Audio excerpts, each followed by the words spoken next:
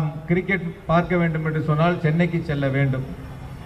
அதை அடுத்து கோவையில் மிக பிரம்மாண்டமான ஒரு கிரிக்கெட் மைதானம் அமைப்பதற்கான அறிவிப்புகளையும் வெளியிட்டு, தேர்தல் நேரத்தில் கொடுக்கப்பட்ட அறிவிப்பு என்று இல்லாமல் தேர்தல் முடிந்தவுடன் உடனடியாக அந்த பணிகளை தொடங்குவதற்கான உத்தரவுகளை கொடுத்து அந்த பணிகள் இப்பொழுது தொடங்கப்பட்டிருக்கின்றன.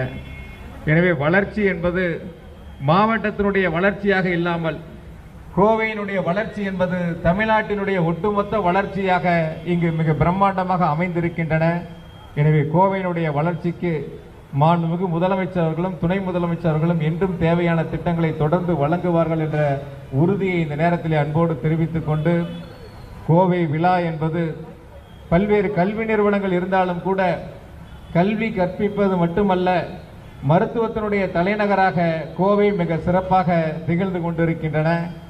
அது மட்டுமல்லாமல் வெட்கிரைண்டர் தயாரிக்கக்கூடிய தொழில் அமைப்பாகவும் இங்கு இன்னும் பல்வேறு தொழில்களை முன்னெடுக்கக்கூடிய மிக பிரம்மாண்டமான தொழில் வளர்ச்சி பெற்ற மாநகராக கோவை சிறந்து விளங்கி கொண்டிருக்கின்றன.